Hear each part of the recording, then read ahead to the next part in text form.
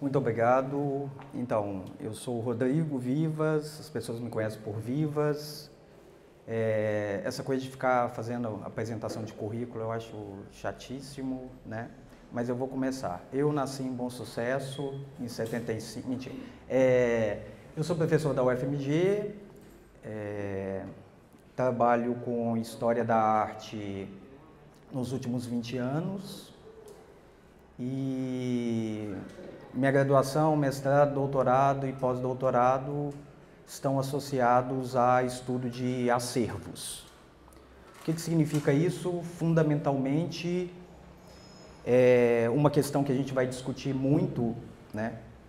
E o João me propõe desafios, assim, que são sempre desafios maravilhosos, para falar a verdade. Eu me sinto num stand-up aqui, porque os públicos modificam absurdamente. Então, eu nunca sei quem vem claramente. Então, eu sempre preparo uma palestra visando um público, 5 minutos antes ele me diz: hoje é um público de teatro.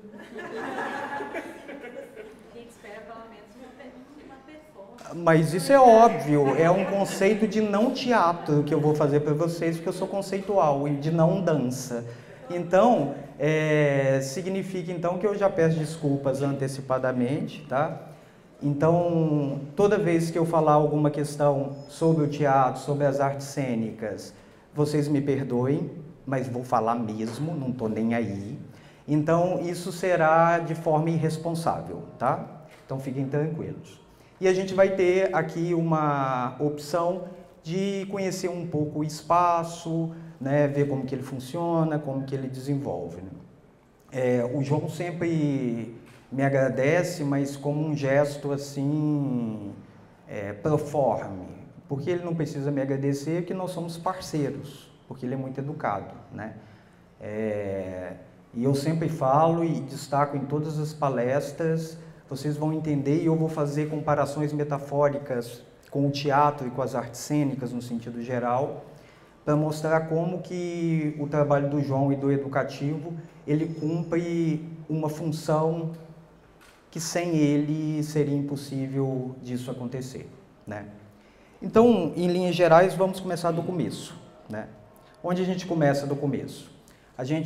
Do começo, a gente começa da perspectiva de um tipo de experiência associada às artes plásticas, que não é a mesma do teatro, que não é a mesma do cinema, que não é a mesma da literatura. Esse é o primeiro ponto fundamental. E vocês podem ficar tranquilos, se vocês não tiverem nenhuma conexão com as artes plásticas, não importa, porque no Brasil ninguém tem. É estranhíssimo, e eu vou provar para vocês, ok? Muito se reclama que as pessoas não conhecem teatro. Muito se reclama que as pessoas não conhecem literatura. Muito se reclama que as pessoas não conhecem música, né? E eu não estou falando de entretenimento, tá? Estou falando de teatro e tal. Mas a área com menos penetração social, sem dúvida, é as artes plásticas. E eu vou explicar por que isso acontece, tá? Então, vamos começar pelo tipo de experiência e o tipo de realização. Uma obra de arte tem como a sua característica fundamental a presença física. Tá claro? A presença física. Então, significa que quando nós estamos falando de presença física, é o contato do seu corpo com uma obra de arte. Então, vocês já perceberam que o negócio é horrível. Porque as relações que nós temos com obras de arte sempre é da via da reprodução. Então, ninguém nunca viu uma obra de arte. Vamos começar por aí.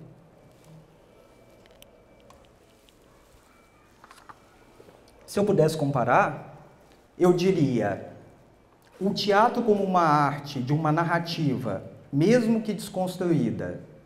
Você vai numa peça, tem lá uma determinada narrativa, com enredo, com personagens e assim por diante. Mesmo se ela for super desconstruída, mesmo se não tiver uma narrativa linear, você entra, você tem acesso ali ao início, o meio e o fim. E ela se encerra naquele fenômeno. Aí você fala, Vivas, mas não seria o mesmo que acreditar de peças que são gravadas? Não é disso que você está falando? Não. Porque mesmo numa gravação de uma ópera, ainda reside, ou de uma peça teatral, é lógico que a complexidade reduz. Mas a obra de arte, ela não pode ser vista a partir da reprodutibilidade técnica. Então, é um tipo de produção que já nasce com uma limitação enorme. Porque se não tiver museus, não existe arte. Se não tiver visita aos museus e às obras originais, não existe história da arte. Então, esse é o primeiro cenário caótico que a gente tem. Nossa, mas e esses projetos tipo Google Art, Project? Você está colecionando figurinha. Você não está realizando uma experiência. E é disso que eu vou falar um pouco com vocês. Qual que é o conceito de experiência que a gente está trabalhando, né? Porque antes de Merleau-Ponty, acreditávamos que o nosso olho tinha uma capacidade de captar como uma câmera. Então, significava que a gente tinha um HD aqui interno, né? E você, na medida que você fosse captando todos os eventos, eles iam sendo registrados na sua memória. Então, se você visse uma reprodução ou uma obra original, não fazia muita diferença nessa concepção. Depois do Merleau-Ponty, a gente entendeu que nós não temos uma estrutura tão compartimentada como a gente gosta, ou gostaria que tivesse. Então, a gente pensa com sentidos, a gente pensa com toda a dimensão sensível que a gente tem. Então, quando a gente está vendo uma obra, além das características específicas da obra, que são praticamente impossíveis de reproduzir, e eu vou mostrar para vocês, tem outra questão, que o espaço produz sentido, que a luz produz sentido, que o trajeto que você seguiu produz sentido.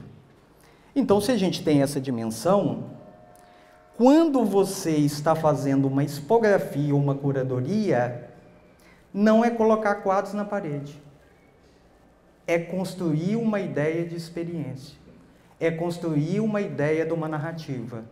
Essa narrativa pode ser linear, pode ser desconstruída, mas a narrativa é fundamental que ela seja realizada. Então, voltando, a gente rompe um primeiro preconceito horrível que se tem, que todas as pessoas são capazes de reconhecer uma obra de arte. Isso é mentira, né? Ou quando as pessoas dizem, olha, eu não entendo, mas acho bonito. Então você não entendeu. Achar bonito é pouco. Então, o que acontece? Nós vamos demonstrar como que foi esse desafio aqui, né? Eu selecionei uma obra do acervo para vocês e vou mostrar o que propriamente a gente deveria saber para entender o significado daquela obra. Tá claro? Ok? Então, a primeira coisa que tem que deixar claro, que a ideia da não realização das artes plásticas no Brasil se dá a um preconceito que começou a surgir na década de 60. Como se artes plásticas fosse elitista. Até hoje eu ouço eu ouço muito, os meus alunos lá da Belas Artes falam, mas as artes visuais, as artes plásticas, ela é elitista. Eu falo assim, é mesmo? Tá bom, quem está frequentando os museus? Aqui está cheio de burgueses chegando nos seus aviões, helicópteros pousando ali, não está cheio? Depois eles vão pousar, tá? E eles vão chegar distribuindo dinheiros, assim, né? Quem são vocês? Né? Desculpa, se eu ofendi alguém que tem um helicóptero, eu peço desculpa já, tá? Mas não é o meu caso, eu sou um assalariado. Então, cadê a burguesia aqui? Aqueles vestidos longos que as pessoas estão chegando aqui com diamantes, está até ofuscando nossos olhos essa presença. Então, elitista, onde que eles estão? Eles estão no MASP? Também não. Eles estão na Pinacoteca? Também não. Então, é elitista por quê? Não sei. Não consegui entender ainda. Ah, é elitista por quê? Ah, porque você foi obrigado a frequentar museus na sua vida inteira. Assim como em Paris, toda semana você tinha que ir no Louvre. Foi isso a sua história, não foi? Mentira, então por que é elitista? Alguém te obriga a seguir esse tipo de cultura? Não. A gente tem acesso a esse tipo de cultura? Não. Então como que é elitista? Do que nós estamos falando, afinal? Porque os artistas são multimilionários? Errado também. Tirando o Rodrigo, que está ali presente, que é multimilionário, os outros artistas, a situação, que vocês conhecem o Rodrigo, o trabalho dele, né? Eu espero, porque senão seria vergonhoso vocês, né? Que aí a culpa é de vocês, o trabalho dele é ótimo. Aí, então, o que a gente opera? A partir desse preconceito, a gente cria um distanciamento com as artes plásticas e começa a achar que é elitista. Então, não é elitista? 1. 2. Nós não temos uma cultura imposta? Não temos, porque nós não temos a tradição, nem os museus. Não temos.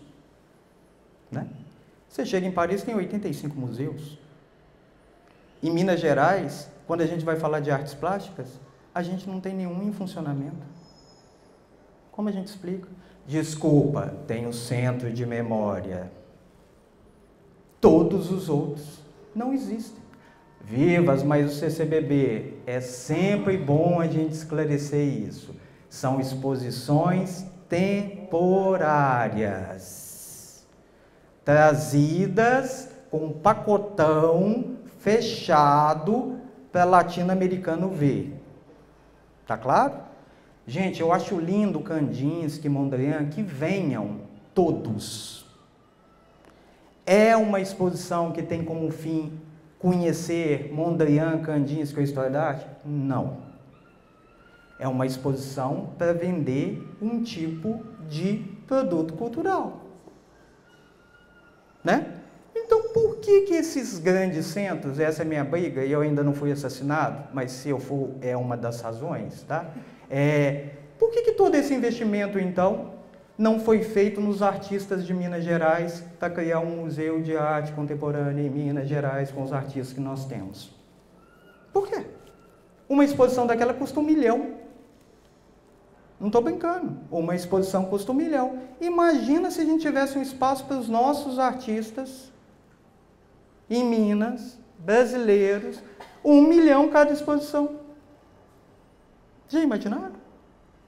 Mas não. Em Inhotim, por que não tem mineiro? Daqui a pouco alguém levanta a mão. Ah, tem aquele... Não, gente. Não é um espaço que contemplou os mineiros. Contemplou? Não. Não adianta ter nascido em Minas Gerais, porque daqui a pouco vocês vão falar que Lydia Clark nasceu em Minas Gerais, sabe essas coisas assim? Essas coisas. Então, veja só. Então, nós temos um déficit que não está relacionado à culpa de um ou de outro, mas nosso conhecimento sobre artes visuais é pífio. Todos. E aí eu posso dar um outro exemplo, que é um exemplo magnífico, que eu acho que no teatro funcionaria também. Não sei se funcionaria. Mas nós temos dois exemplos magníficos, tá? Um primeiro evento. Existe uma feira na Benedito Calixto, em São Paulo, que é uma feira de antiguidade. Então, quem vai nessa feira? Quem tem algum interesse por obras, não se coloca se são verdadeiras ou falsas, isso não importa, né? Prataria, relógios antigos e assim por diante, né? No domingo ela ia para o vão do MASP, para a gente ter uma base da representatividade que é essa feira. Beleza. Quem vai lá então? Quem vai nesse espaço é quem gosta de antiguidade, obras de arte, gravuras e assim por diante. Beleza. O que eles fizeram? Uma campanha de publicidade que foi da Folha, daqueles, os grandes pintores. Vira e mexe, a Folha solta isso, né? Pintores brasileiros, em 12 volumes, não sei o quê. E uma coisa muito interessante, que eles pegaram um Di Cavalcanti original, colocaram na Benedito Calixto, na feira. Vocês estão entendendo o que eu estou falando? Chegou os restauradores lá, o negócio veio numa caixa policiada, para não ser roubado. Abriram, o vídeo mostra, depois eu dou o link para vocês. Eles abriram e colocaram na feira. A feira é feita por uma série de barracas, como se fossem barracas de comida, só que tem obra de arte, não sei o quê. Durante 8 horas colocaram uma câmera. Ninguém reconheceu. Vou repetir, porque é demais. Ninguém reconheceu. 1. 2. Ninguém parou para perguntar, é verdadeiro ou falso?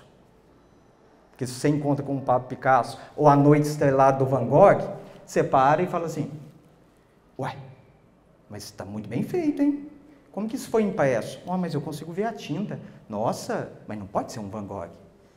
Ninguém em 8 horas.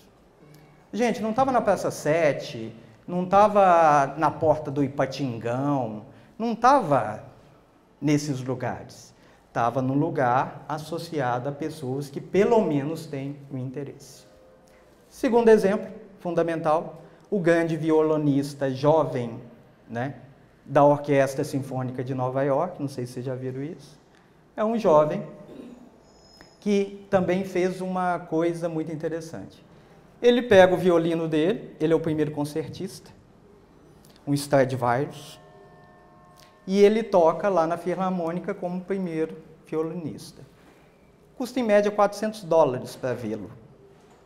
Então você vai lá, coloca seu vestido longo, chega lá, você paga $400.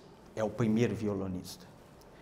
Esse mesmo cara foi no metrô onde fica a Filarmônica e desceu e tocou durante 4 horas as mesmas músicas que ele tocaria cobrando na Filarmônica $400. 1, ninguém o reconheceu. 2, ninguém parou, pegou $10, jogavam moedas, para colocar no chapéu dele. A leitura disso dos coaches é, você tem que estar sempre no melhor lugar. Não, isso é uma bobagem. Para falar a verdade, a grande questão que tem para o teatro e para as artes visuais também tem, fundamentalmente, porque nós lidamos com um espaço, digamos, congelado. Significa, então, que a realização tem que ser bem feita, porque se ela não for bem feita, você não volta. Se ela não tiver uma construção narrativa, não volta. No teatro, deu tudo errado naquela peça aquele dia. Tudo errado. Estou falando na concepção dos atores. Muitas vezes, as pessoas não notaram que deu errado. Então, dentro dessa especificidade, o que aconteceu em Minas Gerais, então? Um Grand Canyon, um buraco negro. Todos os grandes artistas que produziram, todas as obras que foram compradas, tudo que foi colecionado em 100 anos, não é visto. Estão todas fechadas em instituições públicas. Dá para entender isso? Imagina que se a gente tivesse uma história do teatro brasileira, potente, e todas tivessem desaparecido. Se a gente tivesse começando a fazer o teatro hoje, e a gente tinha o teatro europeu, de formação europeia, e a gente não tivesse nada. A biblioteca de todas as peças de teatro foram queimadas, desapareceram. E não tem ninguém mais que sequer se lembre que essas peças existiram. Tem uma foto da realização, mas não tem mais o texto, não tem as possibilidades das marcações de cena, não tem nada. Essa é a relação das artes plásticas. E aí, agora a gente fala de coisa boa, né? Eu espero. A Uzi Minas, então, decide pegar o seu acervo colecionado nos últimos 60 anos e colocar gratuitamente para que todos tivessem acesso.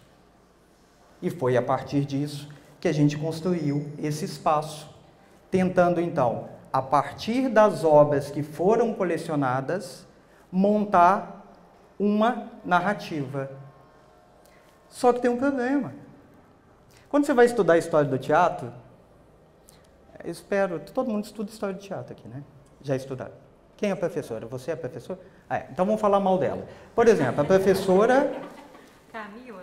A Camila, que dá uma péssima aula de teatro, história do teatro. Imagine então, Camila, o nosso desafio. Porque você teria que dar uma aula de história do teatro, só que você não pode dividir em aproximações muito claras. Porque o que você tem que ensinar na história do teatro é Shakespeare, Daniel Thomas e sei lá, mais um Brecht. E você tem que fazer uma coerência entre isso. Porque quem coleciona, raramente a coleção tem uma contratação de um especialista. Vocês entendem? A Uzi Minas foi comprando. Como que essa era a lógica? Não tinha lógica.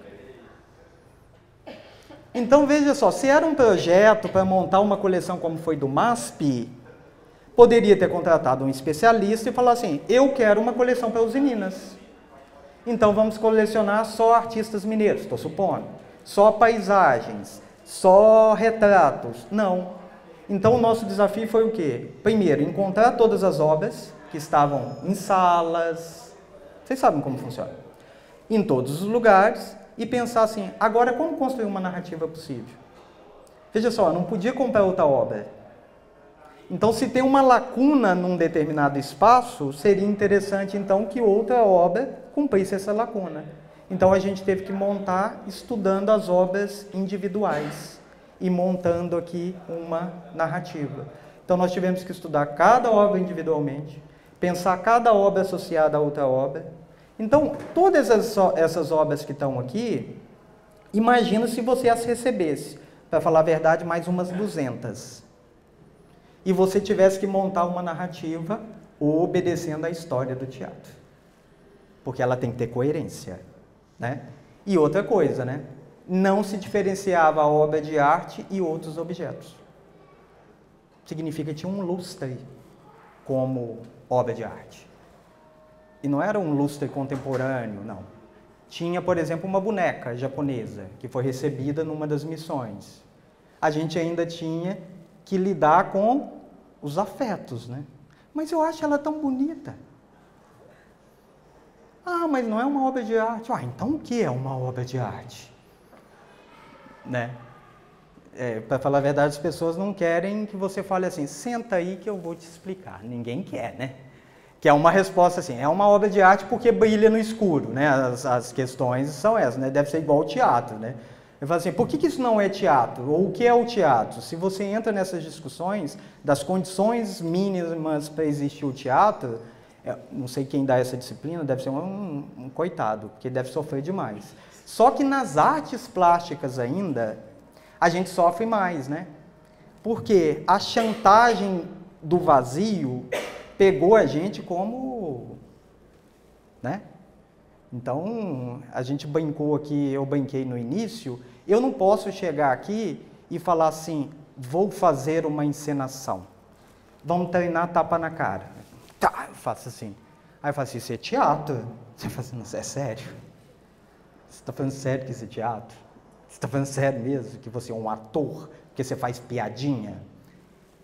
Todo mundo morreria de rir. Nas artes plásticas, não. Você pode oferecer a coisa mais patafúrdia que ainda pode ter uma pessoa olhando assim e falando assim, uai, não é que essa peça vermelha desse tamanho, ela não tem uma coerência estética? Aí você vira para a pessoa, isso é um hidrante, meu filho. Mas que ele é bonito, ele é, né? Mas não, mas é só um hidrante. O que eu estou falando é que as condições de exposição, elas são muito complexas. Mas por que a gente pode falar essa piada do hidrante? Porque a gente não tem uma cultura associada com as artes visuais. E é isso que eu vou mostrar um pouco para vocês a partir de agora. Então, eu estou mostrando uma obra do acervo, tá? Não estou aqui discutindo propriamente quem é artista, não me interessa. Não me interessa do ponto de vista da argumentação que eu vou fazer. Então, nós vamos olhar essa obra. Tá, porque meu tempo não acabou não, né? Eu vou falar 4 horas hoje. Tô nem aí. E quem foi embora perde nota com a Camila. Não é? Você está dando, você tá dando aula brava? Então, ela falou, viu? Hoje está valendo 50 pontos, tá? Quem for embora, pode avisar todo mundo, que seja compreendido. Então, eu vejo aquela obra. Qual que é a nossa questão? Eu vou mostrar 2 obras do acervo e vou dizer, em certa medida, qual que é o percurso que se esperaria para que você percorresse essa obra dentro da compreensão do que é necessário. Tá claro? A história do teatro também é assim. Não é assim? Se eu vou no teatro, como eu fui, lá em Juazeiro do Norte, que tem um grupo lá experimental, lá na URCA, né? E eu odeio teatro experimental, eu já tenho que falar, tem preconceito mesmo. Porque eu não quero participar de nada. E eu fui obrigado a participar. E tinha facão rolando, tinha outras coisas numa apresentação. Não sei o que era aquilo. E parece que você não pode dizer não. Ator tem problemas, deve ser cancerianos todos, né? É lógico, né? Já escolheu. Se você fala não, aquilo parece que é o final da vida. Eu não quero ir, não tem opção. E todo mundo te olha, vai. Então, para dizer que é a sensação pior, não faça isso com as pessoas. Não entendam a barreira, a quebra da 4ª parede no sentido literal. Não quebra a parede de ninguém, não. Vai lá, puxa a pessoa e fala assim que tem que ser teatro interativo. Então, assim, para a gente entender as condições de eu ver uma obra dessa e falar assim, por que isso é uma obra de arte? Por quê? Vocês teriam a possibilidade de ver a obra se encerra, né, aqui, ver esse gesto e dizer assim, por que isso é uma obra de arte? Né? Muitas vezes as pessoas falam assim, porque emociona, sabe esses dados? Isso não interessa. Um teatro pode te emocionar e ser péssimo. Pode fazer rir e ser péssimo. Né? Ou você pode não se emocionar e ser um ótimo teatro. Então, eu mostrei a primeira, a segunda obra, que a gente vai ver junto. Apesar de ter um texto, a gente chegaria ao ponto de saber por que eu olho essa obra e, principalmente, a gente fala, por que uma obra dessa é tão significativa que tem que estar dentro do museu? Tá claro? Essa pergunta? Então, é essa pergunta que eu quero tentar responder para vocês. Tá. A primeira coisa que a gente sabe, então, e o que a gente não tem aqui, é o conhecimento de toda a tradição da história da arte. Quando uma pessoa, então, resolveu fazer um gesto de um amarelo e apenas um gesto inconcluso aqui, um gesto, a gente pergunta, por que ela pode fazer um gesto e ser considerada uma obra de arte de uma das artistas mais importantes que tem no Brasil? Qualquer pessoa que não tem um conhecimento, que eu vou tentar passar um pouco para vocês e dialogar com vocês, poderia chegar aqui e falar assim, ué, é uma coisa amarela com um gesto. Isso meu filho faz, de 3 anos de idade. Isso eu faço. Então por que é genial? Vocês estão entendendo a pergunta? Para mim é fundamental entender a pergunta. Né? Aqui é uma ideia que não tem uma figura, não emociona, não conta uma história, Não tem ouro, não tem prata, não tem nada em termos de uma ideia de valor. Então veja só, por que eu posso chegar nisso? Ou se fosse oferecido uma obra dessa para mim, eu falo assim, estou te dando de presente. Eu falo assim, agradeço. Para mim não faz nenhum sentido. Então nós vamos discutir um pouco sobre sentidos. Primeira coisa num exercício que a gente vai fazer é entender as várias tradições que a gente tem. Então nós temos várias tradições e nós entendemos, e eu percebo muito isso, que a arte seria só uma redução na técnica. Quantas vezes eu recebo assim, alguém me mandando uma imagem falando assim, nossa, olha que artista foda, olha que mural que ele fez. Olha, surgiu um novo artista que ele consegue fazer um buraco no chão, como se tivesse um buraco. O que significa isso então? Nós estamos ainda focados numa ideia de arte como naturalismo, que ela copia. Não entendi muito bem. Daqui a pouco chega um produto para mim, Natura Spa, que ele me oferece na campanha. Mas tudo bem. Então nós aprendemos então que a ideia da arte é aquele cara que consegue representar um retrato da forma hiperrealista. As pessoas acham que o bom artista seria aproximado da técnica fotográfica. Mas não é isso. E eu vou mostrar como. Primeiro que na história da arte a gente tem várias tradições, e eu trouxe uma tradição muito pouco conhecida, ou melhor, discutida na história da arte. Muitas vezes a gente fala de arte italiana. A gente fala de Donatello, Rafael, fala da Mona Lisa. Mas existe uma tradição que está acontecendo ao mesmo tempo, que ela é uma tradição brilhante. E eu queria mostrar para vocês. Enquanto os Países Baixos, eles começam, enquanto os italianos focam na perspectiva é o quê? Criar um elemento realista na cena. Tá? O que os holandeses e outras tradições começam a fazer? Eles começam a desenvolver as primeiras máquinas e lentes de aumento. Sim? Então vamos lá. Geralmente nós focamos muito na tradição italiana. Quando a gente vai estudar a história da arte, a gente tem uma determinada ilusão que tudo aconteceu só na Itália. Vamos lá pensar nisso, Se a gente tem Grécia e Roma, nós estamos falando Itália. Todo o Império Cristão, tirando o gótico que acontece na França, mas independentemente disso, a gente está falando de Itália. Aí a gente vai para Florença, a gente vai para Giotto, a gente vai para Leonardo da Vinci, a gente vai para Michelangelo, tudo Itália. Por quê? Porque como nós somos cristãos e muitos católicos, a tradição que a gente melhor conheceu na nossa formação foi a católica e a cristã. Então, nós conhecemos muito bem a arte italiana. Eu vou mostrar uma série de obras aqui para vocês que estão acontecendo no mesmo período, tem um significado estético diferenciado e a gente pouco conhece, porque parece que só tem uma história da arte possível, Então, vamos entender isso? Os italianos, então, querem o quê? Dominar toda a matematização da cena e criar uma janela. Uma janela. Então, significa que eu consigo entrar na cena, a partir dessa obra, consigo ver um primeiro plano, um segundo plano, eu consigo andar na tela. A Mona Lisa está colocada numa certa posição da proporção áurea, que o ponto do olhar dela é tudo um cálculo matemático. Tá claro?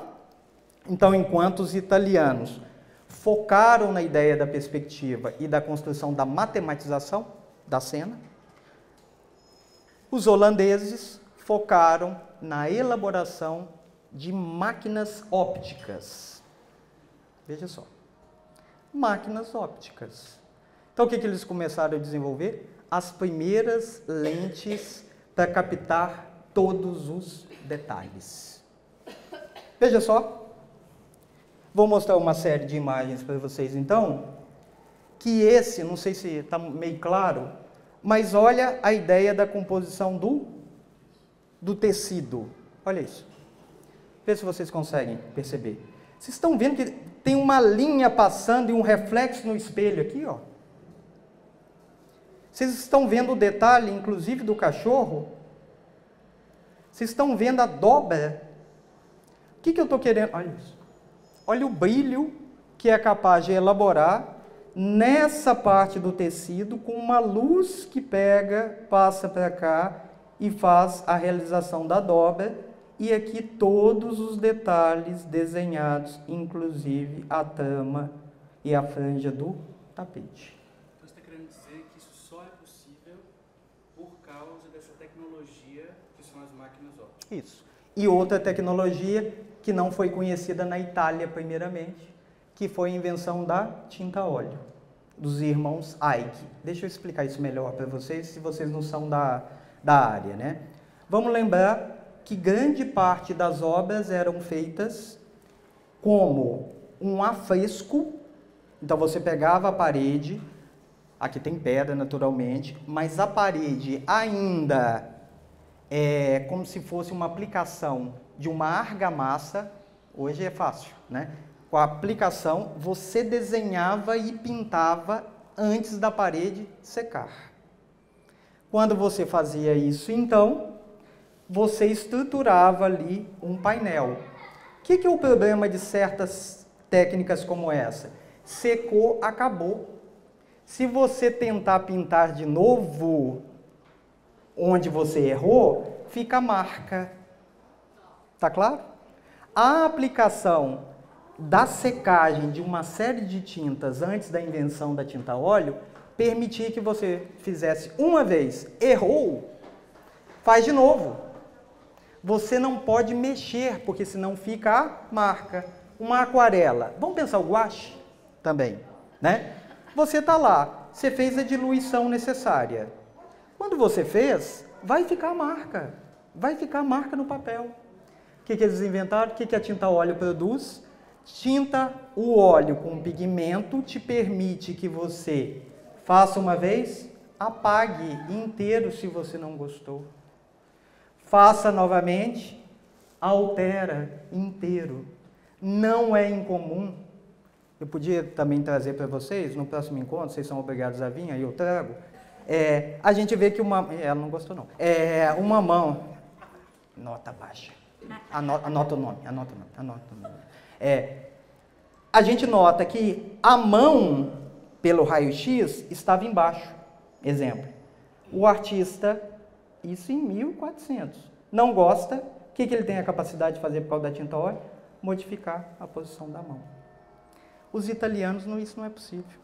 A técnica do esfumato do Leonardo da Vinci, da Mona Lisa, quase não tem tinta. O esfumato, eu acho que tem até uma coisa de maquiagem, chama esfumaçar, não tem não? Tem?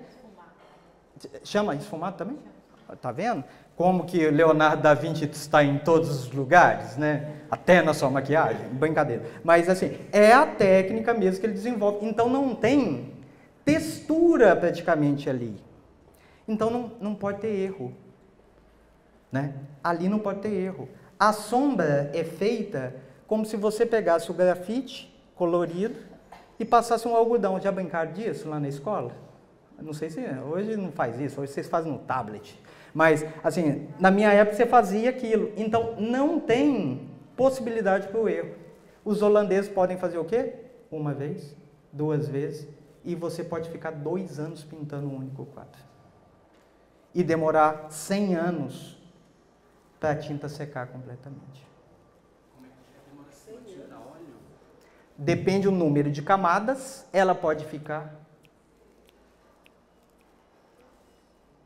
Ela pode ficar. E se a pessoa não souber trabalhar muito bem a tinta a óleo ainda, que muitos a gente nota que não teve uma preparação correta, você vê os craquelados, sabe os craquelados assim da tinta a óleo?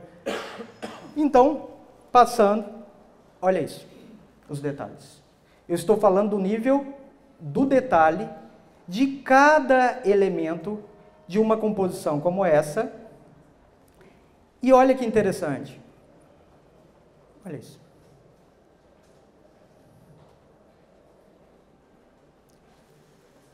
Vocês estão vendo que é cada pena individualmente?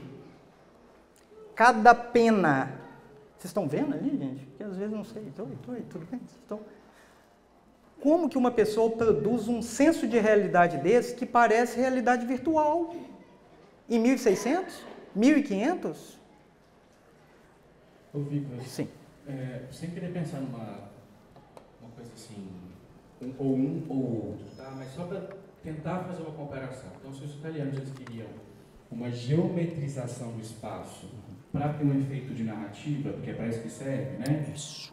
No caso aí, holandês, né? Que você tá falando. A gente está falando mais de uma dramatização do espaço, porque que tipo de efeito é esse, né? Assim, esse detalhamento, esse apego ao certo realismo, sem geometrização, quer contar uma história, só que de uma outra forma, né? O que é essa comparação? Poxa, que ótimo. O grande tratado que foi escrito sobre a arte holandesa, pelo jeito você leu, porque senão você tem uma intuição do cão e está desperdiçado. O grande livro da Svetlana Alperes, ela escreve um livrão chamado A Arte de Descrever. Então, enquanto os italianos estão buscando... Deixa eu desligar isso aqui, porque meu Google, ele é frenético. Espera aí. E daqui a pouco ele pode achar que tem resposta salva aqui e me colocar em enrascadas. Então, veja só, enquanto os italianos querem construir uma narrativa e usam a matematização para uma composição de histórias, tal evento aconteceu assim, em termos de tempo, a descrição é pegar cada elemento e tratar o elemento como individual. Deus está no particular. Então significa que cada elemento vai ter um sentido tátil. A gente tem um sentido tátil. Se a gente compara com a Mona Lisa não parece um ser humano. Ela não parece que tem uma fisionomia humana, de tão esquematizada que ela é. Aqui, olha isso. Olha que magnífico. Imagina representar, gente, essa sombra. Depois eu vou mostrar o impressionismo, aí as pessoas vão falar assim, mas o impressionismo, tal. Se a gente compara o impressionismo com os italianos, se a gente compara com os holandeses, a gente fala, então eles conheceram. Então, olha aqui o que eu estou fazendo, tá? Veja só. Ok? Você consegue saber que tem uma janela aqui, ó.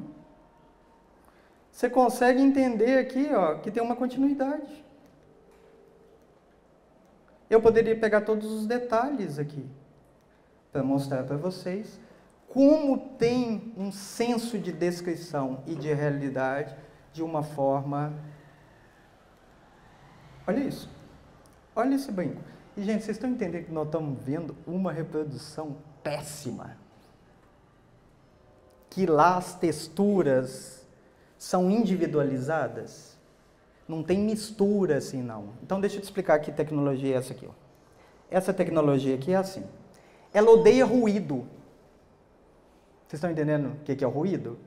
Quando é uma cor que ela não consegue interpretar, uma cor em relação a outra cor que gera um choque, ele tenta equalizar as cores para você. Está entendendo? Para não dar um efeito visual e também não ter uma capacidade técnica tão grande. Mas a gente odeia o ruído, né? A gente odeia o ruído. A gente quer o 3D, o 4D, o 6D, não sei o quê, e um dia eu vou ainda naquele shopping que tem um negócio que anda também, vocês já viram? Porque eles falam que é 6D, eu não sei onde que vem os outros 2D e eu nunca perguntei, né? Mas não importa, né?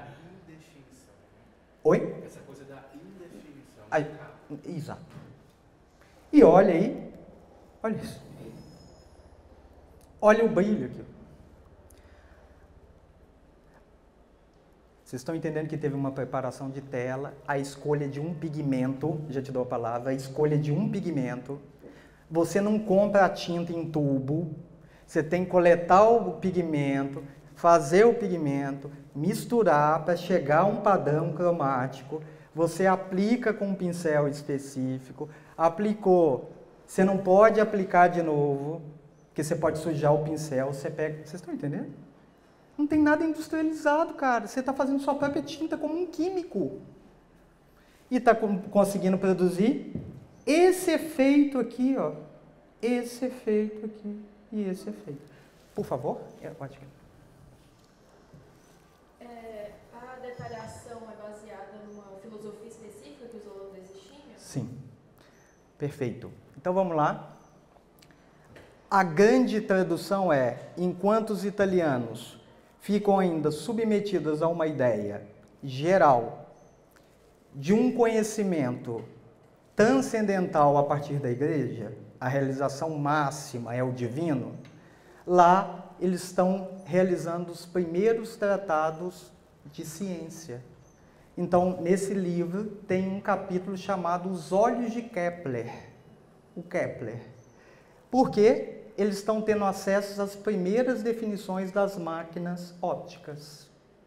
Então, é muito mais cientista. Veja só, eu, artista, estou inventando, inclusive, um novo meio, que é a tinta a óleo. Eu tenho que ter conhecimento das propriedades físicas, químicas, das lentes e do olho, o funcionamento do olho, e veja só, a observação de tudo. Aí você pergunta assim, mas olha, por que isso não fez tanto sucesso? Por que a gente conhece pouco? A gente conhece pouco porque os italianos padronizaram uma forma de ver o mundo. E eles achavam que isso aqui era roubo.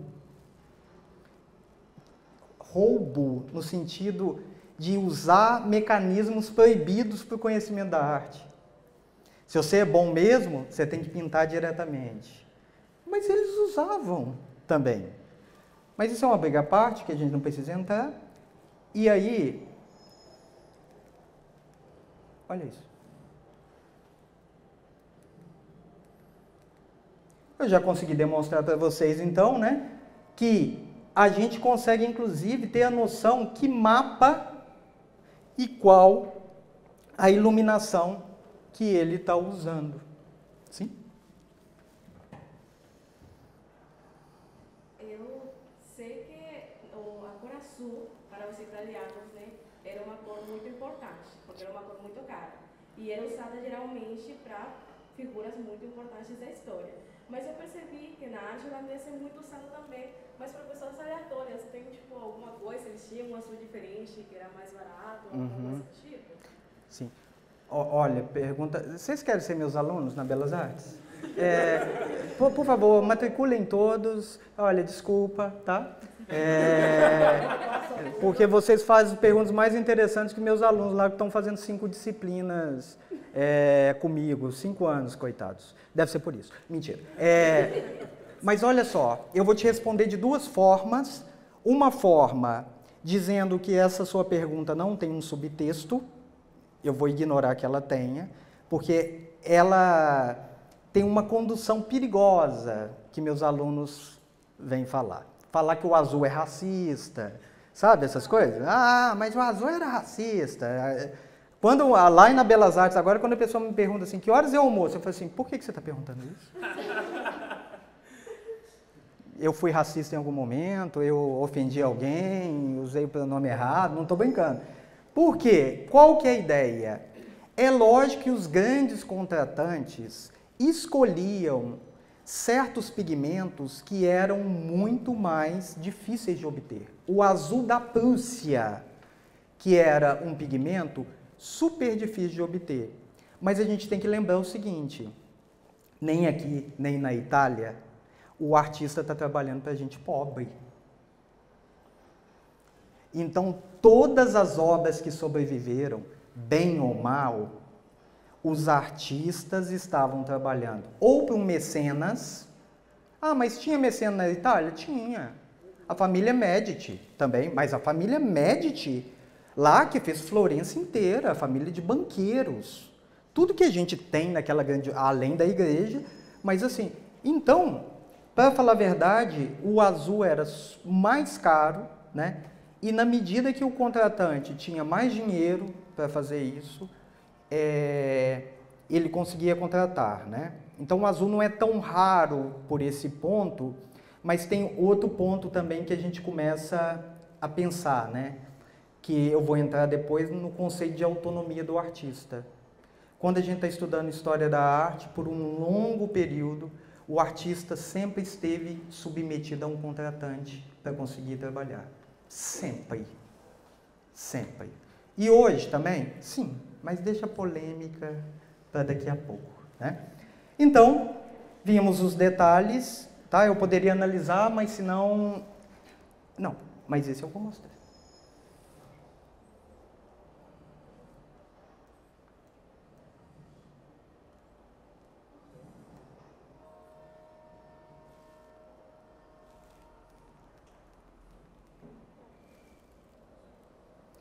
Um italiano nunca teria uma cadeira, nunca teria um detalhe. Ele sempre trabalharia com a ideia de uma projeção de uma paisagem longínqua e assim por diante. E outro detalhe importante, né? A ideia de que quanto mais longe o objeto, mais indefinido ele fica. Por isso que a Mona Lisa parece que está, às vezes, flutuando. Eles não querem saber disso. Mesmo se o objeto estiver a 10 mil quilômetros representado, ele vai pegar cautelosamente a ideia. Pincel finíssimo e uma lente. Ok. Eu gosto desse relógio, que é um relógio antigo, ele para. E eu estou adorando, porque são 10h05. Então, que horas são agora? 11h05. Nossa, tá ótimo então. Então a gente está começando hoje. Bom dia, tudo bem? Vocês vieram? Então, agora eu vou mostrar algumas questões aqui. Eu não vou desenvolver tudo com vocês naturalmente, tá? Mas me dá uns 10 minutos, pode ser? Então, eu queria mostrar para vocês, porque a gente faz um passeio, tá? Eu queria mostrar para vocês o que muda de forma vertiginosa. O que muda, então, a partir do século XIX? O que muda na arte moderna de forma vertiginosa? Um dos detalhes, museu público de arte. Então, se cria como característica fundamental um museu público de arte. Então, os franceses acreditam que a arte é um elemento fundamental para a educação do cidadão. Ela não é uma coisa decorativa, ela é um elemento para a educação do cidadão. Então, o museu é público, direcionado à arte. Tudo bem. Arte como pesquisa. Deixa que a fotografia represente, então, a realidade como ela se apresenta. O artista agora, ele tem que problematizar outras questões do campo da consciência e da visão. Então, olha que interessante. Quando a gente estuda a história da arte, então, do ponto de vista apenas das imagens, praticamente não existe tanta diferença entre essas representações. Veja só, se fosse uma prova, eu perguntasse, existem tantas diferenças, olha como que elas estão situadas, olha como que elas estão representadas, é lógico que pode ter outros elementos, né? Mas nós temos aí uma diferença de 300 anos, não de tempo entre elas, mas de concepção, de uma nova concepção. Tá claro essa coisa? Quando a gente estuda, então, história da arte a partir desse ponto, ó, eu poderia falar assim, essa é diferente dessa, porque aqui tem uma paisagem, aqui tem uma mulher. Outras pessoas poderiam, o cachorro significa fidelidade, não sei o que, sabe? Essas análises assim, o vermelho é paixão, sabe? Essas análises de história da arte. E existe um código secreto debaixo da cama, por isso que a Mona Lisa é isso, porque tem um código secreto. Gente, isso é tudo bobagem. Não conta isso para ninguém, não, tá? Não fala isso em voz alta, não, porque é passar vergonha, né? Aí, nesse ponto aqui, então, que eu quero demonstrar para vocês, que, inclusive, o tema da Vênus né? Ele é pensado de outra forma. Essa é a primeira pintura da arte moderna ou da arte modernista. Aí você fala assim, por quê? Vamos lembrar que a outra pintura, as outras, está relacionada a uma Vênus, que pode, inclusive, conforme a narrativa, ter a presença do Cupido. Tem a Vênus de Milo. Então, isso foi retirado de um texto mitológico. Toda a arte até o século XIX tratava de alguns aspectos. Representação de textos bíblicos, hagiografia para falar a história dos santos, porque não está na Bíblia, né, gente? Porque tem santos que foram depois do período da Bíblia. Então, história dos santos, por exemplo, São Francisco de Assis, ele é de 1400. Então, significa que ele entra na história dos santos. Hagiografia, mitologia, histórias bíblicas da narrativa, da grande narrativa, e aí outros gêneros, paisagem, história, retrato. Assim que você tinha que fazer. Então, quando você ia ver uma obra da Vênus, não é uma mulher pelada que está ali. Vocês entendem isso? É uma projeção de uma Vênus que se apresenta pelada. Está claro para todo mundo? Vou dar um exemplo aqui, espero que eu não ofenda nenhum mais religioso. Imagina se eu entro numa igreja e não sei quem é Jesus Cristo. Consegue imaginar? Entro lá, tem uma pessoa crucificada, de todo tamanho, com uma tanguinha só aqui. Você vai olhar aquilo e vai falar assim, o que é isso? Isso aqui não é um lugar de oração? Porque você não tem a projeção do ensinamento cristão. Então você está olhando aquilo como um corpo e não como Jesus. Jesus também tem um corpo. Mas a interpretação daquele corpo depende de um conhecimento prévio. Se você nunca sabe a história da Vênus, se você não sabe quem é Afrodite, se você não sabe isso, isso é só uma mulher pelada com uma criança aqui e alguma interpretação assim, pedófilo, né? Porque tem uma criança presente, né? Assim que as análises são feitas. Esse cara sempre foi pedófilo, porque tem uma criança, inclusive tem uma asa, e um homem aqui tocando uma música, né? Uma orgia. Não, então, assim, essas são as especulações para quem não estuda história da arte, mas na verdade, isso dependeria aqui de uma interpretação que você já sabe. Então, quando você já entra numa sala, já é dedicada à sala mitológica, já é dedicada à sala religiosa. E essa obra foi uma das primeiras, porque, ela te olha diretamente. Tá claro? Ela olha para o espectador. 2, ponto fundamental que não dá para ver aqui, que eu vou tentar mostrar. É a primeira obra que tem textura. Tem o gesto do artista. Eu vou mostrar alguns detalhes, por isso que a gente precisa ver o original. Essa pintura grita, foi um artista que fez. Na tradição da pintura é como se fosse um erro. O artista tinha que transformar uma obra como se fosse a própria realidade. Como se alguém divino que tivesse feito. Ele deixa a marca do gesto. E se não bastasse, né, esse ambiente é um ambiente de uma cortesã mesmo, histórica. Então, significa que a Olímpia, ou Olympiá, como se quiser, para ser um pouco pedante, fala assim, eu sei falar sutiã e sei falar francês, né, algumas palavras, champanhe e Olympiá. Então, o que acontece ali? Esse ambiente, quando eles entram no espaço, esse ambiente burguês que vê, museu público, vê essa obra e fala assim, como que você tem coragem de mostrar esse espaço? Como você tem coragem de mostrar uma pessoa, uma cortesã? Como você tem coragem? E por que você conhece esse espaço? Você só conhece esse espaço se você já frequentou. Não é isso? É ou não é? Então, quando chegava lá, foi a primeira obra construída, então, digamos, de uma pessoa real. Ela não é um mito, ela não é uma santa, ela não é uma pintura histórica. Então, isso é uma cópia. Ele está copiando ainda a obra para tentar chegar o mais próximo. Olha a pose, como é parecida. E outros detalhes, tá? Também. Esses detalhes aqui, quase ninguém vê o gato, viu? Presta atenção no gato.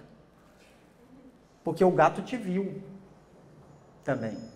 E ele fica naquela posição pedindo carinho, sabe? Não, né? Ninguém gosta de gato aqui. Então, vão imaginar um cachorro. Não. Então, além da presença do gato, do buquê, tem aqui uma flor de orquídea que as mulheres usavam como um gesto de sensualidade. Então, ela está vestida como, de fato, uma cortesã, né? Então, veja, ele, em certa medida, referencia a tradição, né? Mas ele vai construindo as cenas completamente distintas. Olha aqui, 1863, 1863. Mesma data. Essa é uma Vênus aos cupidos. E ela ainda consegue ficar em cima d'água. É um mito. Essa aqui já é uma cortesã. Aqui, ó, a gente consegue ver alguns detalhes das marcas, ó, da pincelada. Olha isso aqui. Isso seria inacabado, mal feito, com pouco cuidado. Tá claro? Porque o senso de realidade teria que ser uma coisa bem feitinha, sem nenhum gesto, sem nada inacabado. Eles começam, então, a produzir o inacabado. Mas por que isso é possível? Isso só é possível porque, concomitante agora, todos os artistas estão produzindo, visando um único espaço, chamado museu. Então, a única lugar que os artistas têm algum tipo de autonomia é o museu. Porque senão ele vai ter que vender para quem? Para o burguês. E o burguês vai chegar para ele e falar assim, eu quero é assim, essa cor eu não gosto, isso não combina com o meu sofá, minha esposa acha feio, rosa saiu de moda, já ouviram falar isso? Até hoje os artistas vivenciam isso, né? O que esses artistas, então, o único espaço que eles tinham, então, de liberdade era produzir obras visando o museu a partir da crítica de arte. Então, eles poderiam produzir de forma autônoma. Por isso que o Courbet, por exemplo, o que ele faz? Faz uma cena de um enterro de 8 metros, para ninguém conseguir comprar. E um enterro, quem vai querer na casa, na sua entrada? Tá certo que você é o bambambam, né? Tem uma parede de 8 metros por 2, você já é rico, mas tem gente rica pra caramba. Mas não quando você olha um enterro. E você cai na cova. A dimensão, a cova está na sua frente. Então, de posse disso, nós entramos propriamente numa mudança do ponto de vista da arte, para a gente ver essa característica. Vocês estão vendo nariz, boca, olho. E agora? Olhos, nariz, boca, até o cantinho aqui do sorriso, que algumas pessoas têm aqui. Dá para ver. Aí, quando a arte se liberta da possibilidade de agradar ou a burguesia ou a igreja, ela transforma em pesquisa e consegue fazer uma coisa como essa. O que nós estamos agora acontecendo com a arte moderna? A arte deixa de ser uma representação como a fotografia e passa a ser uma construção da realidade. Você tem que usar a sua experiência, o seu cérebro, para saber que isso é uma cabeça,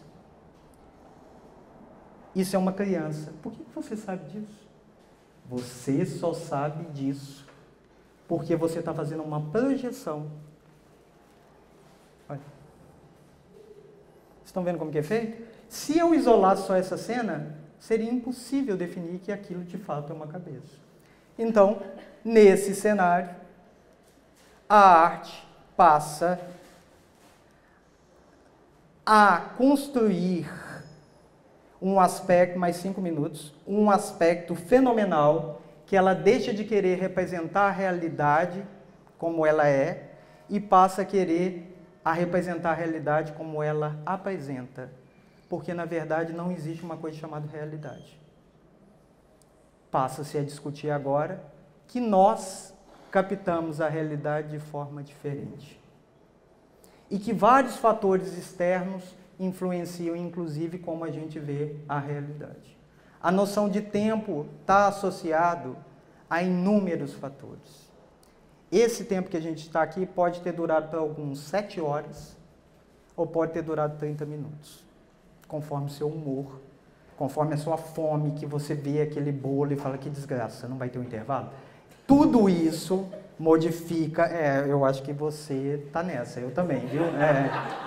Mas indo, tá na hora, então no próximo encontro, mas eu só queria mostrar para vocês, isso aqui era o objetivo. Vocês estão vendo que eu não planejei muita coisa não, eu ia comentar, era só para chegar aqui. Espera, gente, calma, espera.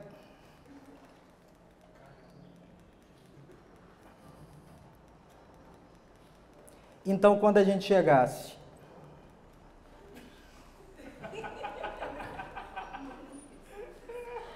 Eu sei que eu fui um pouco compulsivo essa noite. Essa noite eu não dormi. Então, eu queria chegar aqui para vocês para dizer o seguinte, para entender o passeio que nós vamos fazer agora, se você não tem o conhecimento disso aqui, aquilo é só um passeio, é só um gesto, é só uma cor jogada na tela e assim por diante. Então, o que é o convite? O convite é que vocês têm um educativo aqui maravilhoso, excetuando o João. Não, ele não escutou a piada, então não valeu. Tá bom. Tem um educativo maravilhoso. E saibam que, para você ter uma compreensão, então, da arte, você tem que se dedicar a ela como em todas as outras áreas. Como a história do teatro, a história da música, porque senão é impossível, né? E aqui ainda tem outra experiência, né, que a gente vivencia muito, que às vezes é muito difícil, né? Os nossos alunos que fazem teatro, mas não vão ao teatro.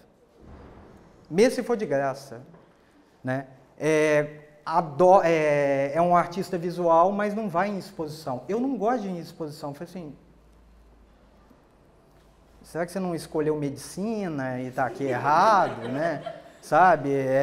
Não é assistir uma cirurgia que eu estou te pedindo, né? É ir numa exposição. Então, como que você não entende a cultura geral da expografia, assim por diante, para conseguir fazer esses elementos? Então, o que nós vamos fazer? Agora nós vamos no melhor horário, que é comer, e depois nós vamos dar uma volta para mostrar algumas escolhas, que aí tem uma associação próxima do teatro, né? Porque imagina, quando a gente pensa a luz, a construção do cenário, né? Tudo isso envolve uma concepção muito complexa que uma curadoria tenta pensar quando vai expor as obras de arte. Tudo bem? Então vamos comer até daqui a pouco. Obrigado pela paciência.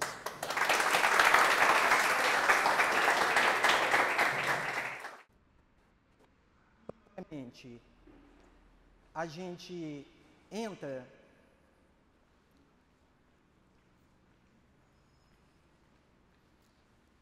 e hoje eu vou só mostrar aspectos assim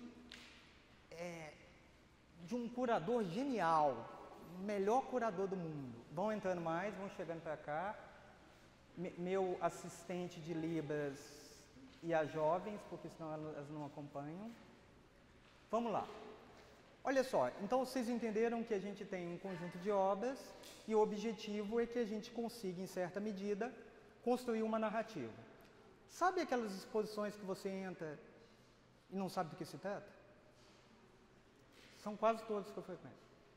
Você entra e fala assim, uai, mas afinal, os artistas não são parecidos.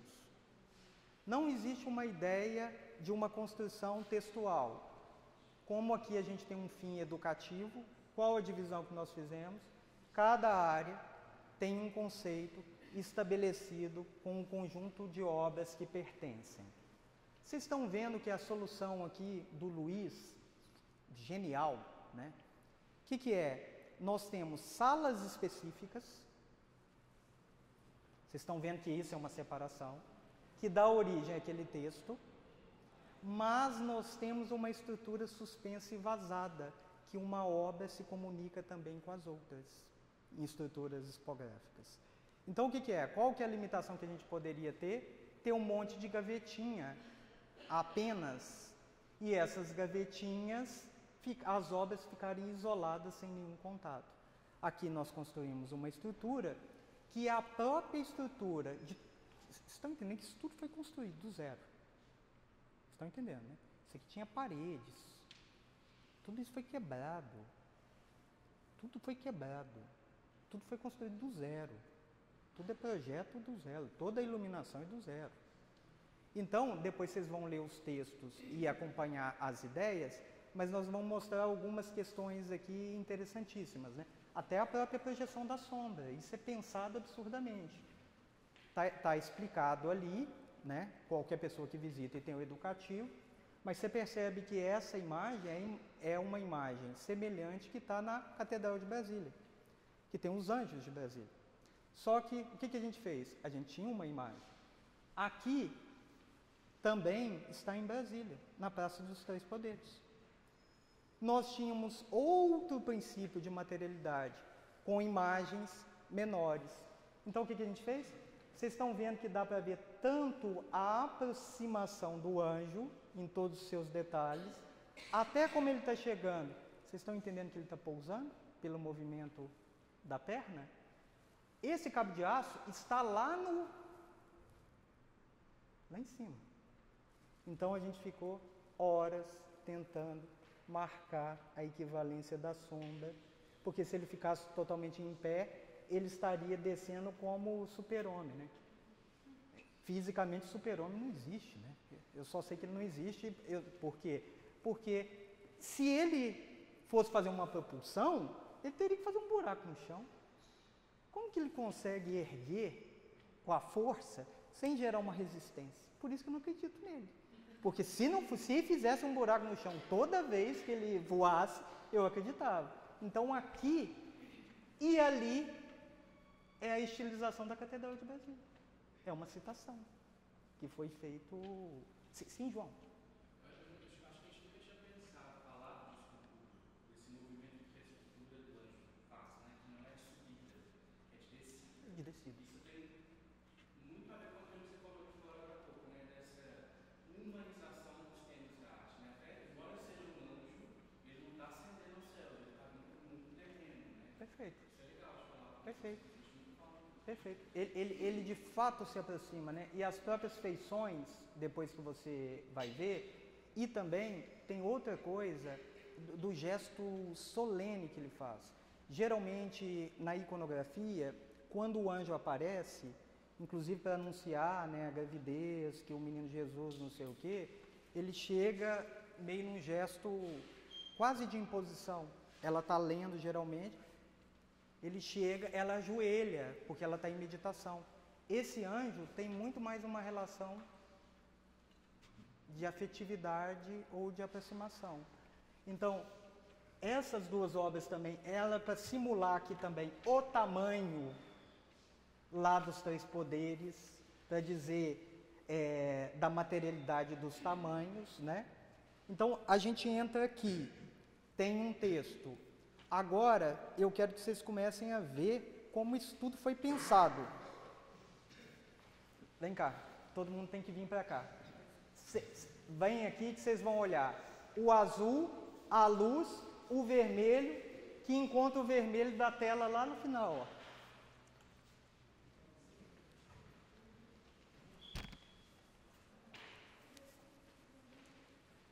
Estão vendo um preto aqui? Quando você vai circulando, você vai vendo. Então, a instalação daquela obra, quando você está andando, as condições expográficas estão em diálogo já com aquela obra lá no final. Então aquela obra foi instalada pensando as variações cromáticas, que esse é um tom de vermelho, esse é um vermelho mais escuro, que a obra do Iannelli lá atrás, ela converge entre o vermelho e quase o preto. Viram? E os desenhos vão fazer. Uma pessoa lá de cima vê a estrelinha do PT ali. Aí eu disse que era mesmo e eu previ a vitória do Lula, entendeu? E eu vou ganhar inclusive um cargo. Mentira, mas assim, eles falam assim, nossa, Vivo, você pensou até nisso? Eu falei, lógico que eu pensei, por que não? Ainda mais nesse clima político, né?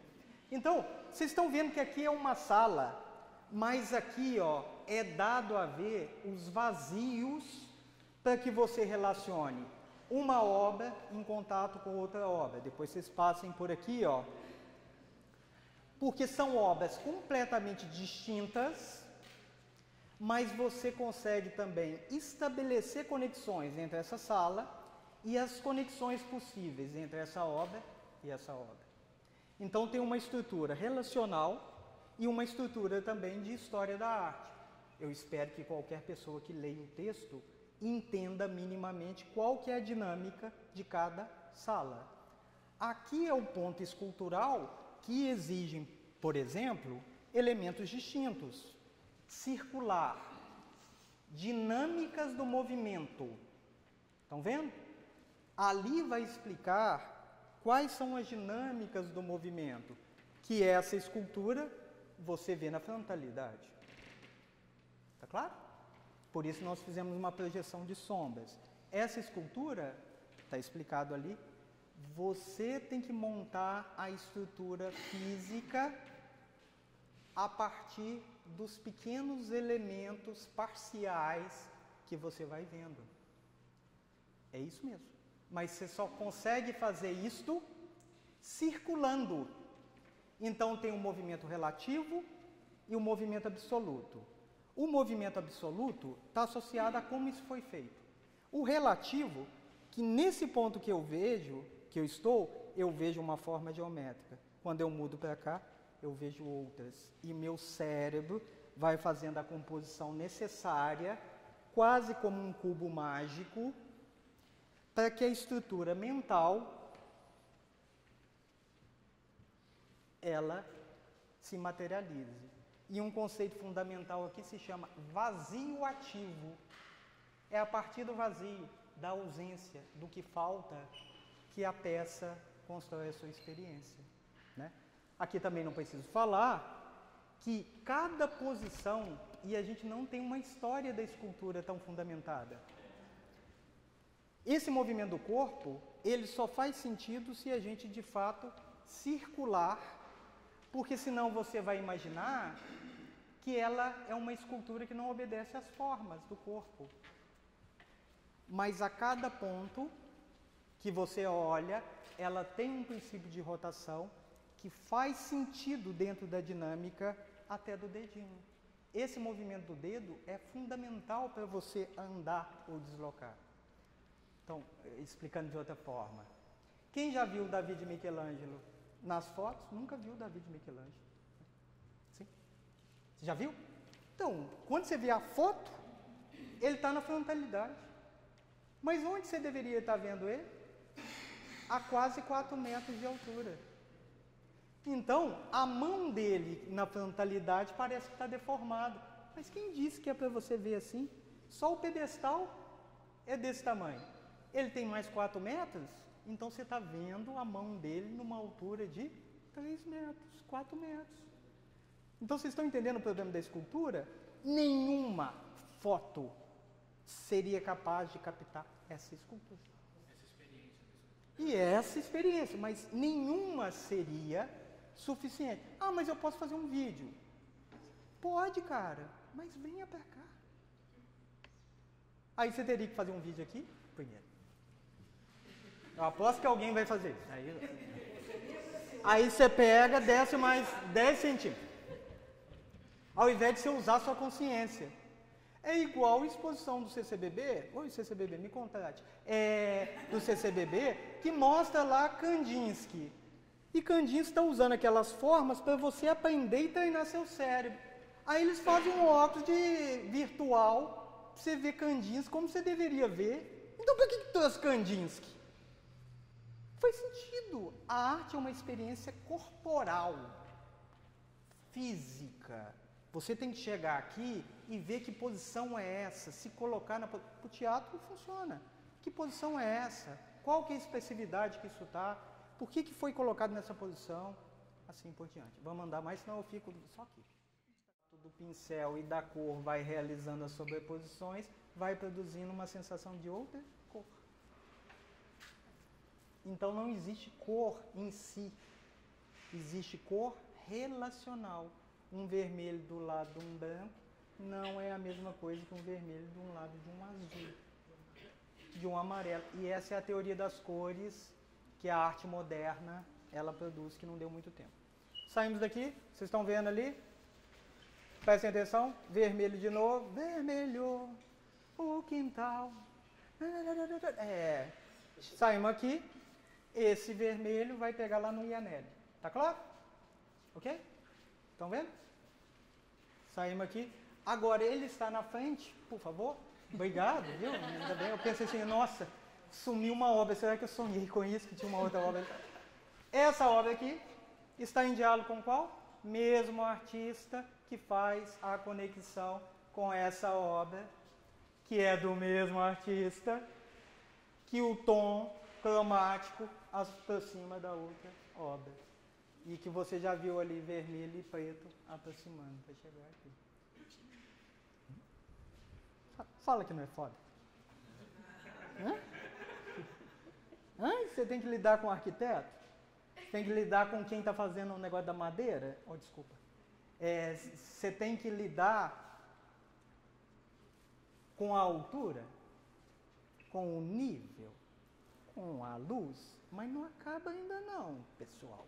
Então esse diálogo aqui é construído ali para a gente chegar nas duas obras do Iannelli que você já viu como projeção. Vamos? Voltamos. As conformações de triângulos, de linhas, são conformadas até o final, né? E vamos, todo mundo vem para cá agora. Olha isso aqui. E olha que atrevimento. Em termos curatoriais, a decisão que eu tive foi colocar tudo amarelo. Quando você coloca tudo amarelo, vocês estão vendo que esse gesto não termina aqui? Ele continua, vocês estão... Tá claro? Mas ele continua na nossa imaginação. Ó. Então, quando coloquei o amarelo, para gerar um espaço expansivo dessa ideia que a arte moderna caracteriza como uma das questões fundamentais, o fim da moldura. A moldura é um cerceamento da expansão da própria obra. Fizemos a mesma coisa com o Amilcar. Você está vendo que o gesto não para? O gesto continua? Então o gestual aqui é incorporado e quando você vê aqui, quando você senta aqui, você consegue ver o diálogo entre aquela, essas duas e aqui como uma obra expandida. Estou fazendo certo aí? Estou tentando te acompanhar, tá? Então aqui é esse jogo constitutivo bacanésimo de pensar cada espaço e tal. Eu não vou ter tempo de ir lá. Agora, no final, eu quero que a gente suba a escada, uma decisão que a gente fez de abrir a parede para a gente ver em cima os diálogos estabelecidos e a estrela do PT. E a gente vê uma coisa, cara, que para vocês é super importante, para a gente é magnífico, né? O papel da iluminação, né, na escolha da composição de certos ambientes. Isso é muito difícil. Nós não temos praticamente iluminadores profissionais de obra de arte. Sabe quando você está no teatro e está escrito lá, quem fez a iluminação foi tal pessoa? Se vocês não acompanham isso, cadê a professora? A professora. Então, assim, a gente tem uma tradição bacana Ah, que tal pessoa foi o iluminador desse espetáculo. Nas artes plásticas nós não temos isso. E se você perceber, vários termos que eu utilizo da expografia e da curadoria é da linguagem cênica. Porque a gente não tem vocabulário, inclusive, apropriado. Então, veja só, eu já vi vários espetáculos também de dança. Olha, quem fez a iluminação do Grupo Corpo foi Ney Matogrosso, sei lá. E surgem umas pessoas assim, que eu nunca fiquei sabendo, que faziam iluminação. Tem os grandes profissionais e tem pessoas que aparecem assim, que viram verdadeiros profissionais desse ponto de vista. E aqui, veja só, uma luz, então, que não produzisse esse volume do vermelho, não chegaria a iluminar o preto que está lá do outro lado para fazer as conexões com as obras de arte. E o que é o problema? Nós temos um aplicativo foda que faz isso? Tem. Funciona? Não. É impressionante. A gente tem uma noção quando o arquiteto faz assim, essa iluminação vai ficar assim. O que aconteceu? Chegou aqui. Vocês estão vendo a altura desse spot? Né? Vocês estão vendo? Essa aqui, ó. Poderia ser até por aqui, né? O que você tem que fazer então? Você tem aquela máquina que suspende. Eu acho que a CEMIG tem. Alguém sabe o nome daquela máquina, não é possível. Máquina que suspende, nome da máquina. Aí o que é o problema? O problema é o seguinte, ela não pode andar com o negócio suspenso. Então o cara colocou o primeiro spot, não funcionou, ele desce de novo. Vocês estão vendo que é um trilho que tem ali? Não, você vai ter que tirar esse spot e colocar 2 centímetros para lá e jogar nessa angulação aqui. Aí. Ele nunca mais falou comigo, eu não sei porquê. Eu tentei amizade no Facebook, no LinkedIn, ele não quis mais papo comigo. Não, tô brincando. É o Otaviano? Ele foi ótimo. Então, mas eu tô brincando, né? Porque o cara, quando eu peguei, falei assim, tudo bem, agora movimenta esse maldito carrinho aí e vai colocando os spots. Não funciona assim. Aí ele vinha. Cara, eu fiquei até. Já era de madrugada, desce o carrinho. Quando chegou ali, vocês não sabem o que aconteceu. É o último caso. Quando a gente terminou a luz, aquilo ali, ó, do painel não tinha sido ligado ainda. Podia ter ligado antes. Mas é óbvio, por que você não estava aqui maldito para me avisar, né? É óbvio depois que... Aí o que aconteceu? Quando acendi aquela luz, ele falou assim, podemos ir embora? Vão ter que refazer. Aí ele falava assim, ele é muito gentil, falava assim para mim, não tem outra luz que tem que acender, assim, só para eu saber. Tem mais alguma que você pensa acender aí, que não acendeu, alguma coisa que vai sair de fundo? Não, tá tudo sob controle. E se tivesse, eu tiraria no dente. Eu falei assim, não vai entrar. Então, em certa medida, isso aqui foi muito rápido para vocês entenderem que cada obra dessa tem uma experiência específica. Cada obra a gente daria um curso sobre ela. Cada obra foi escolhida especificamente a partir de uma solução assim. Cada sombra, cada detalhe e assim por diante. Então, querendo ou não, a gente construiu aqui uma determinada narrativa, valorizando as obras individualmente, né, dentro da sua história, e a gente consegue construir essa experiência que é fundamental. Você pode voltar semana que vem que está aqui. Na outra semana está aqui. Na outra semana está aqui. Até a gente convenceu os em Minas para construir tipo um Pompidou aqui com 50 mil salas, né? Com painéis gigantes, né? Mas enquanto isso,